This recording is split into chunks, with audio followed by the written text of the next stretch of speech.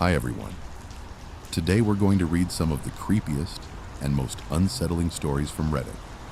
Feel free to sit back, relax, and do something else while I read them to you. Let's begin. In the late 70s, my uncle was studying medicine at the University of Chicago. After a morning class, he decided that he would hitchhike back home to Lincoln Park on the north side instead of pay for a taxi. A man drove up in a Plymouth Satellite and offered my uncle a ride. The man looked normal and seemed friendly, lighthearted even. So my uncle got in the car and they started driving towards Lakeshore Drive. However, once they got there, the man drove south on Lakeshore instead of north towards Lincoln Park. My uncle told the man he was going the wrong way and to turn around and head north. The man looked at my uncle, put his hand on his knee and said, "No, son, you are coming with me," and smiled darkly at him. My uncle froze in panic, and when they hit traffic near the South Shore, he quickly unlocked the passenger door and ran away without looking back. A year or two later, on a cold December day, my uncle was having coffee in a cafe with my future aunt when he caught something on the TV that made his blood run cold. He saw the man that had picked him up from school that day the year before. He had been arrested for the suspected rape and killing of over 20 young men and boys. The man on the television was John Wayne Gacy, and he had removed the door handle off the passenger side door to prevent the men he picked up from escaping. I was in Taiwan one year when I was younger and had traveled to a busy night market. These are popular gatherings that usually operate in the evening. Nearby, I spotted a sign for a net cafe in a 5 to 6 story tall building. Thinking I'd fire off some quick emails, I walked in the dark, small entrance of the building. The building was older and hasn't been well maintained, but it's not out of the ordinary in Taiwan. The entrance just had a dark hallway that led to a small elevator. I pressed the elevator call button and entered. The elevator was uncharacteristically new compared to the building, but I didn't think much of it. Like some Chinese buildings, there wasn't a 4th floor. It's considered bad luck since 4 sounds like death. So it just read 1, 2, 3, 5, 6, which was usual. I looked for the floor the net cafe was at. 6th floor, and pressed the button. It lurched into action quietly and began the ascent. When it stopped, I figured it was my floor, so I instinctively began to step out. Right before stepping out, however, the sight outside the elevator stopped me. It was pitch dark, only lit by the light in the elevator. It looked like it hasn't been occupied for decades, with some random pieces of furniture covered with white cloth or similar. It was a small building, so each floor was single occupancy, so I could see pretty much the entire floor from the elevator. Thinking I must have gotten the wrong floor, I checked the light that indicates which floor you're on.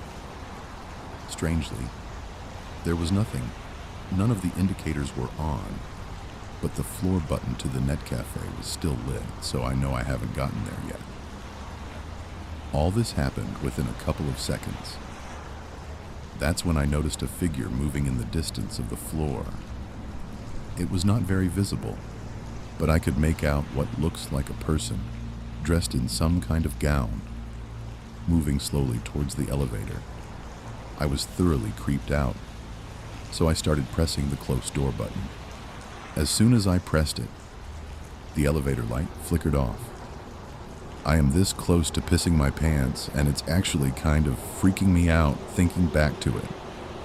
The lights flickered back on under a second, and the door closed. The elevator jolted back to life. A few moments later, it opened again to the net cafe. I am beyond relieved at this point. I walked out immediately and sat down at a computer. After gathering my wits a bit, I walked over to the cashier's desk and told them what I saw. The girl working there listened and her face turned a bit ashen. So I asked her if she heard of similar. She told me that she's never experienced it, but some coworkers and occasional customers have brought it up. Basically, the building has 6 floors, and the 4th floor had a history. Apparently, the floor used to be a hair salon of sorts, until one of the employees killed herself there for some reason. She slit her wrists over the hair wash station and died. The store continued operations despite stories of weird appearances. When customers got their hair rinsed, the water would look a little red, like the customer was bleeding. Little things like that. A couple people reported seeing someone's figure walking away in the mirror. Naturally, the business closed down a few months later. The building owner tried to re-rent the place out, but never had any luck. Most businesses are quite superstitious, and no one wanted to rent the 4th floor after someone had died in it, even at a very cheap price. Finally, after dropping the price to nearly nothing, a stationery supplies store wanted to rent. During the renovations of the floor, however, several accidents would happen. Tools would end up in strange places. A mirror from the previous business shattered when no one was near it. And finally, a worker had his hand jammed between the elevator doors when it closed on him unexpectedly. The workers refused to continue working, and finally, the business left, and the building owner finally gave up and shut down the floor. He then had the elevator company come in to replace the panel so that the elevator could not go to the 4th floor. Let me repeat that.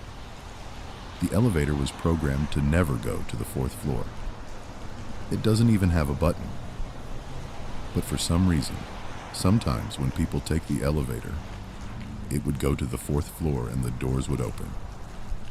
And some, like myself, would see a figure walking around in the dark.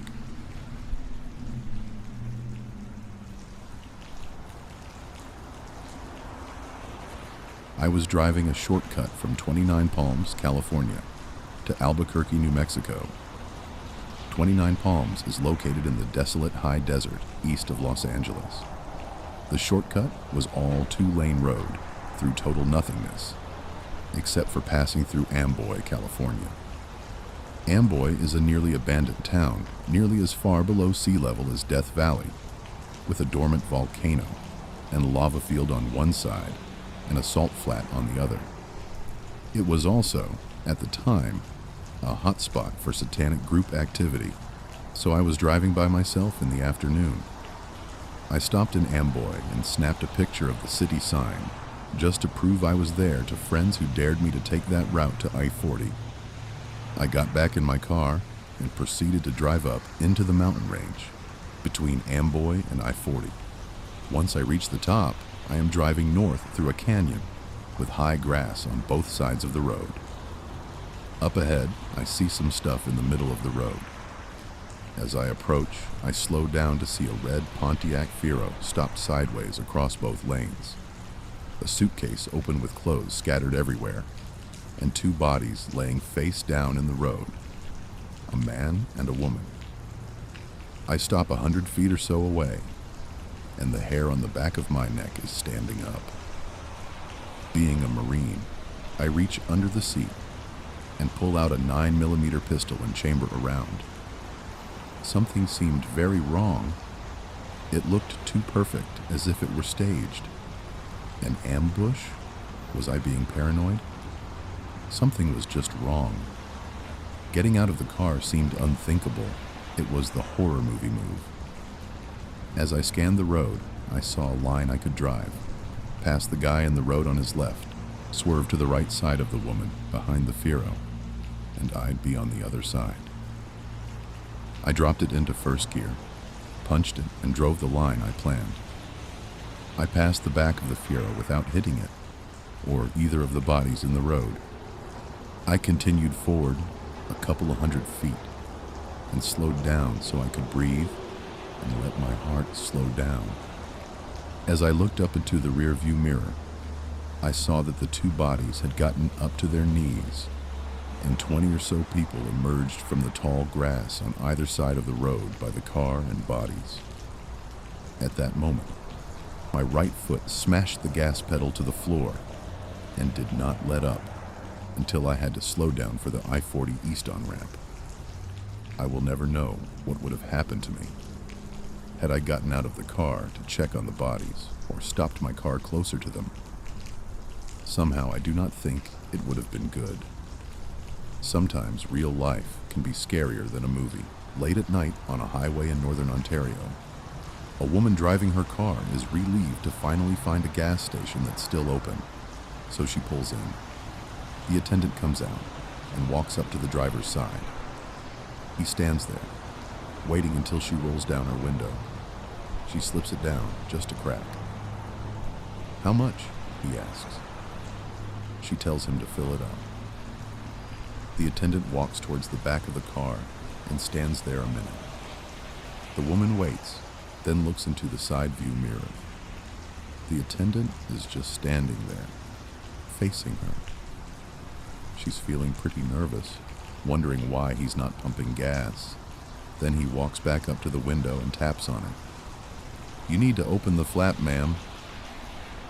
Feeling stupid, the woman reaches down and clicks the gas flap open. The attendant walks back and starts pumping the gas. A minute or so later, he finishes and clicks the nozzle back into place on the pump. Then he stands there for a moment. The woman keeps looking at him in the side view mirror, feeling quite ill at ease. She doesn't like this, being alone at a tiny gas station in the middle of nowhere, with only this stranger. The attendant then walks back up to the window and taps on it. She reaches into her purse and takes out her credit card, rolls open the window just a crack again, and as she passes the card through, looks up at the attendant. He's staring down at her with wide, frightful eyes. She looks away quickly, really creeped out, and she rolls the window back up as soon as the attendant grasps the card. But he doesn't go to the cash booth. He just stands there a moment. The woman can't bear to look at him again. Finally, he says, with a voice muffled through the closed window, "Ma'am, there's a problem with your card. Could you please step inside the cash booth?" "What's wrong with the card?" she asks loudly, with a definite strain in her voice. "Something's wrong with the barcode. I'll need you to come over to the cash so we can make a call to the company." There's no way she is getting outside her car on an empty, dark highway, late at night, with only that weirdo around. Besides, she realizes, as a sudden chill overcomes her, how could he know if there was a problem with the barcode if he hadn't even been to the cash desk to swipe it? The woman's breathing suddenly increases as she feels panic creep upon her. She summons up a note of restraint in her voice. "Please, can you just call them yourself?" "Sorry, but I'll need to see some ID. Could you please just step over to the booth? It'll only take a minute." Realizing he won't let it be, she whispers a prayer and reaches into her purse to check for cash. Yes, she has a $50 bill. Clutching it in her hand, she unrolls the window, just a crack yet again, and passes it through. "Never mind, I'll just pay cash." "Ma'am, are you sure?" he asks. "What?" she almost yells, as she accidentally looks up at him again. The same wide, fearful eyes staring down at her. She looks away. "Yes, cash." "I can fix the card problem. You just need to come over to the phone with me," he says. She's really terrified now, and half screams at the man. "Listen, it's cash. That's all you're getting from me." All right, he responds. "Now you just wait right here and I'll go get your change. Don't move. I'll be right back." She can see him out of her peripheral vision, walking backwards towards the booth, always facing her. She can't bear to look his way. She can't imagine what he has in the booth. What if he brings it back with him? Screw the change, she thinks, just as she realizes he also still has her credit card. She can't take this anymore. Screw the card, I'll cancel it. She starts up the car, and as soon as it hums to life, she tears away and off into the dark night. The attendant is in his booth on the phone, breathing heavily. An official-sounding voice on the other end asks, "Did you tell her?" "No," the attendant responds. "I couldn't." "Why not?" "He had a knife and a finger to his lips. I tried to get her out of there, but the whole time he was watching me from the floor behind her seat." When I was young, anything that had to do with archaeology began to thrill me.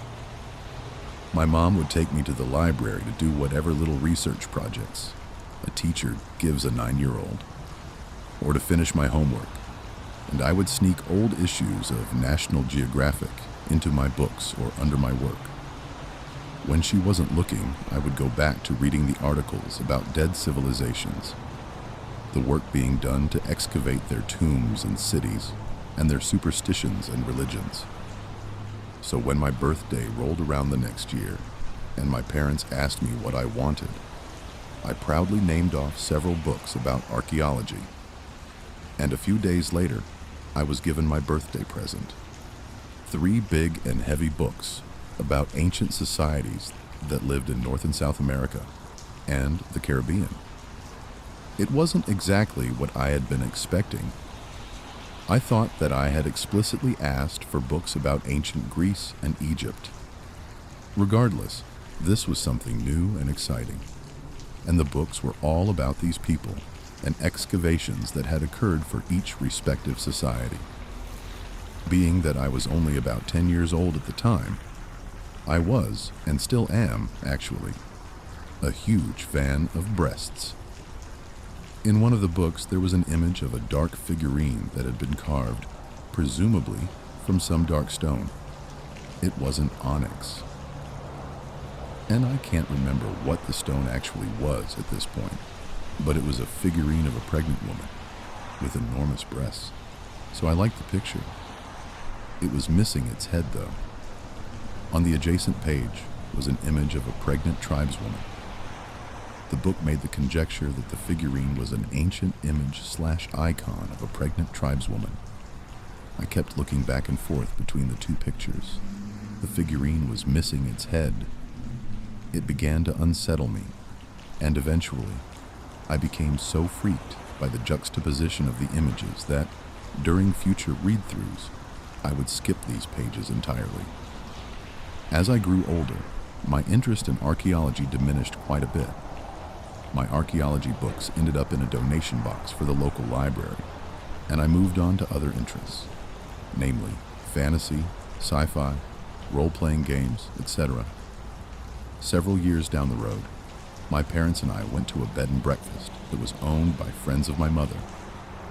It's an old estate that is next to a main road. There is the main house, where the bed and breakfast is operated, a carriage house, and about 50 yards away, another smaller house, which is where the owners, my mother's friends, live. The estate is on an enormous old plot of land and, despite being next to the main road, is surrounded by apple orchards. My parents took me up there for my 16th birthday. Just what every 16-year-old boy wants, right? They were going to let me drive up and back, though, since I had just gotten my license, so I acquiesced and went with them. The place was amazing. It was enormous. There were stories of ghost sightings. All sorts of history surrounded the area. The houses on the property were all around 150 years old, and the orchards were awesome. The staff at the B&B was really cool. Everybody was very laid back. One of the cooks was Serene, a thin black woman. She was very pretty, but distracted, flighty, and she had this really thick island accent. Regardless, she was very entertaining, and she had an awesome laugh. When we were all hanging out at night, she would often turn her eyes toward the orchard and kind of get lost in her thoughts. We stayed there for a little more than a week. After the first few days, I'd grown somewhat bored. I asked my mother's friend if it would be okay if I took a stroll through the orchard. "Sure," she said. "Explore as much as you'd like, but get back here before sunset. There are coyotes in the area." Awesome! That childish urge to explore had woken up since I was immersed in a place that had some actual history. Something inside of me really wanted to find an old Civil War bullet, or an arrowhead, anything really, out in the orchard. The first day I was out there was really uneventful. In fact, it grew old quick. The property was immense, and I had explored for about 2 hours, and all I could see was a tree line somewhere in the distance. And my mom's friend wasn't kidding about the coyotes. I saw prints in some of the areas where the soil was softer. There was one spot where it looked as if a couple of them had bedded down for the night. There was a swath of terrain in between 2 apple trees that had been tamped down.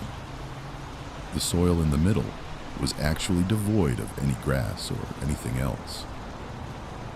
At first I thought this was strange, but then I found a giant apple on a limb and plucked it and ate it.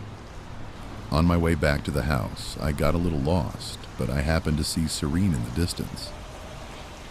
She saw me and smiled, and I caught up to her. She was humming what sounded like a lullaby. I asked her about it, and she told me that it was an island song that people in the Caribbean sang in order to calm noisy or upset spirits. We chatted a bit, and she told me that she had been working there for about 8 months. She said that the first 2.5 months had been atrocious. When pressed, she became a bit distant again and said that the spirits of the area were very restless. I asked her how she knew and why she was so concerned. She smiled broadly and said that all of the women in her family had a deep connection with the spirits. She said that, soon after her arrival, she began seeing many of them, and they began seeing her. They began to take quite an interest in her, and would bother her incessantly, particularly during the night. Old men and women, she said, that couldn't find their way, they get angry. Very angry. And this island song quiets them and soothes their anger. Being an inquisitive and somewhat amused teenager, I asked, "Are there any spirits with us right now?" She nodded her head, and her smile disappeared somewhat. "How many?" I inquired. She stopped in her tracks. All remnants of that smile disappeared, and she said, "Boy, if I were to tell you the answer to that, you would pack your things and go." As we started walking again, I told her about the area that I had found, where the grass was tamped down, and talked to her about coyotes. She had a suspicious look on her face, but only said, "I don't think you should go back there, friend. The orchard is big, and there are many curious things in it." We got back to the B&B right as the sun started to dip. The next day we went into town and did a bunch of touristy things that my parents wanted to do. I tagged along. It was kind of fun, but I kept thinking about the orchard. In particular, that one spot in the orchard. We got back after dark, and just as my mom's friend had said, we could hear coyotes howl. It rained that night. The next day, I asked if I could head into the orchard again. My parents said that it was fine, and so did their friends. I headed out in the afternoon, giving the soil a chance to dry some. I took a backpack with me and snuck a couple of beers into it. I also packed a sandwich. I was planning on exploring as much as I could. I went into the orchard and started making my way through the trees, roughly following the path that I had before. I walked for a couple of hours in one direction and eventually got to some sort of property line. It was marked by an old stone wall, the type you see in Civil War flicks. That part of the orchard ended there, and a thick forest started about 100 feet beyond. I was pretty excited and followed the wall for some time. I dug through some piles of crumbled stone, hoping to find a bullet. No good. I did manage to find some arrowheads, though. I stashed them in my bag. I stopped along the wall and ate my sandwich and drank one of the stolen beers. Right before I finished, I heard a crashing in the woods. I stuffed the sandwich into my mouth, chugged the beer, and put the trash in my bag. The minute I finished, I glanced over toward the forest, and 3 coyotes emerged. I ducked behind the wall, hoping that they hadn't seen me. I poked my head up, and sure enough, they hadn't noticed me. They started moving, languidly, away from me and traveling along the wall.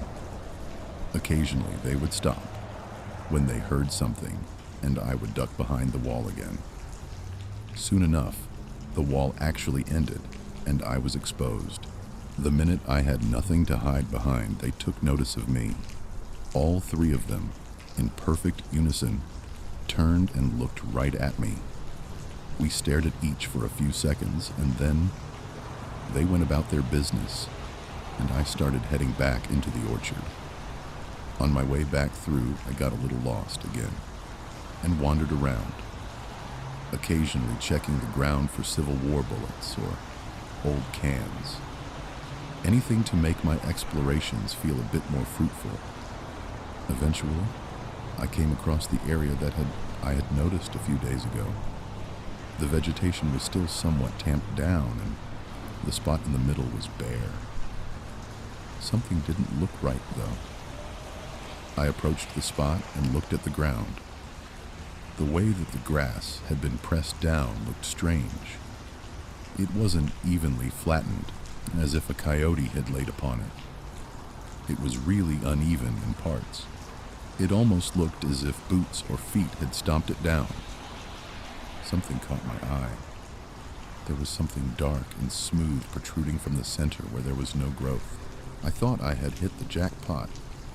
I figured this was going to be part of an old rifle or cannonball or something great.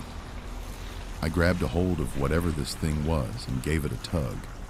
The ground, still damp, gave way, and I pulled it free rather easily. It was covered in mud, but when I cleared the damp earth from it, it looked like a figurine of some sort. It was shaped odd and, from what I could tell, looked something like a fat man or woman. But it was missing its head. Then I remembered the images from my archaeology book. I also remembered the angry spirits. I started to get a little freaked out, so I tossed the figure into my backpack and started moving. I tried to hum the tune that Serene had taught me 2 days prior, but I couldn't remember it properly. Then I heard something in the orchard. It sounded as if somebody was walking ever so lightly upon the ground. It would stop when I stopped. It would start when I started. At one point, about 10 minutes away from the B&B, I stopped, dropped to the ground, and looked around the orchard. In the distance, about 25 yards away, the 3 coyotes watched me intently. They had lowered their heads and were staring at me. When I stood up and began walking again, they started tracking me again.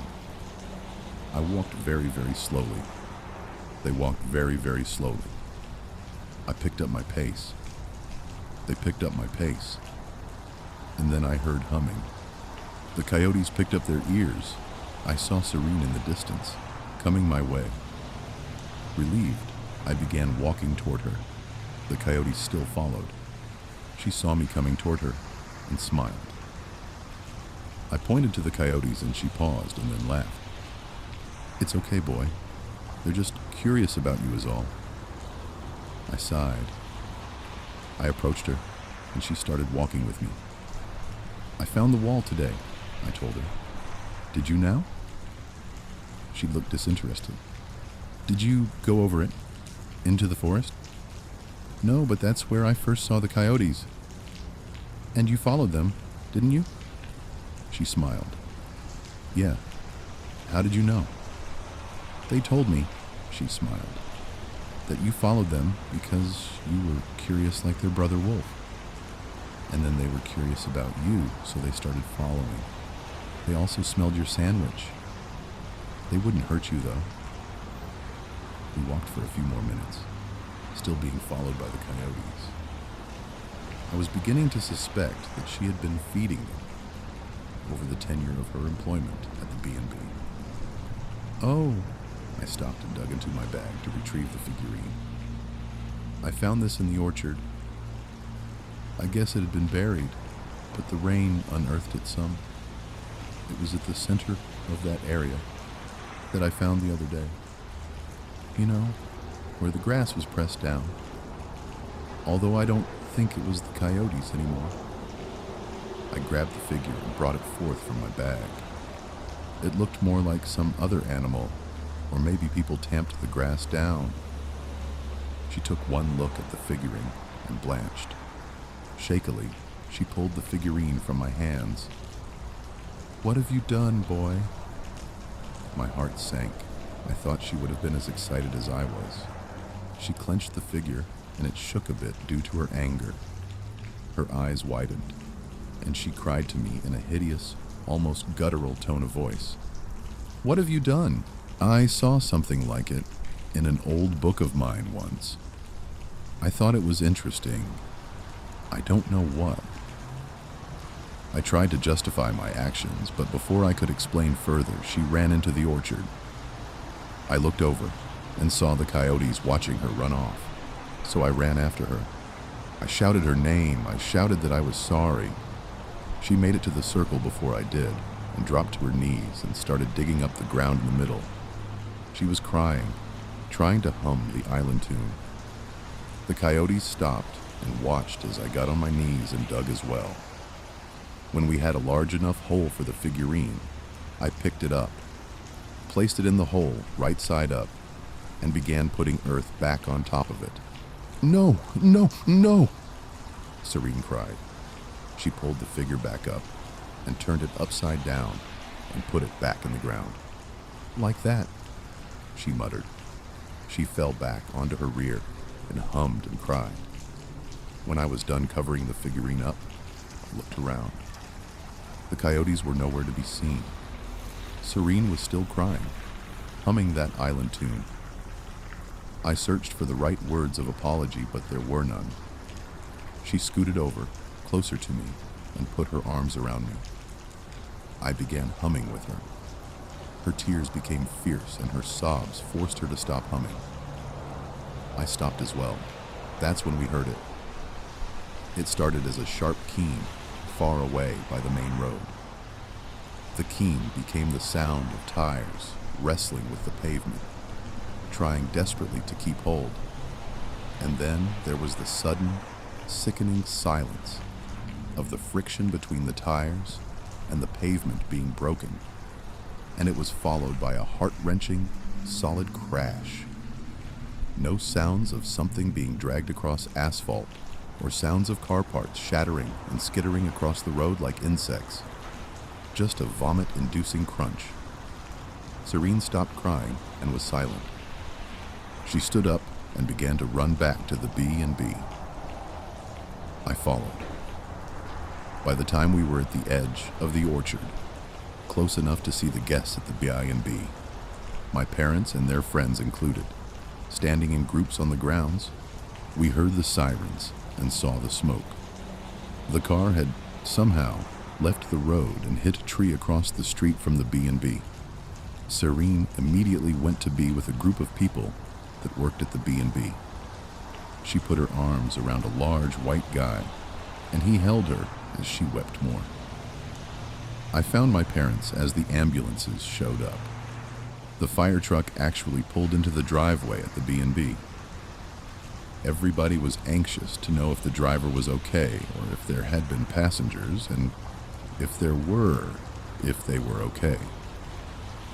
My parents' friends went and spoke with several of the firemen and EMTs. When they returned, they urged everybody to return inside. The EMTs had informed them that it was rather gruesome, and none of us should be around to witness them extract the body from the vehicle. I didn't see Serene again that night, the EMTs and the firefighters worked for several hours. I was watching from the bar when they moved a large black bag on a gurney from the crash to the ambulance. The bag had a very distinct profile. You could make it out even under the material. I told my parents my story about the coyotes, and they let me off the hook for taking the beers. In fact, they let me have the last one out of my pack because they thought that I was frightened by the accident. When the ambulances began to leave, without lights and sirens, my parents' friends went outside to talk to the few remaining firemen. The large white man came out of the kitchen and entered the bar as I stood by the window and watched. He approached me and sighed. Terrible thing, isn't it? I looked up at him. Yeah, I wonder what happened. He grimaced and said to me, there are many bad things in the orchard. He nodded at me and continued. You understand that Serene's upset, right? You know why? I shook my head. The spirits will be very angry now. Very angry. I nodded. Tell her I'm sorry? He considered it, and before turning to leave, replied, the orchard is big, and there are many curious things in it, but curious boys don't belong there. He left the room as my mom's friends returned. That's a horrible thing to hear, said Scott. Tragic. His wife, the other owner, replied. My parents stared for a moment. The fire truck had left. What happened? My dad asked. A pregnant woman was beheaded and died in the crash, I said from the window. They turned to look at me. How did you know? Asked my mother's friend. All right, everyone. That's it for today. Thanks for listening, and I hope you enjoyed the stories. Let me know in the comments which one was your favorite. If you want more videos like this, don't forget to like and subscribe. Thanks for being here, and I'll see you in the next one.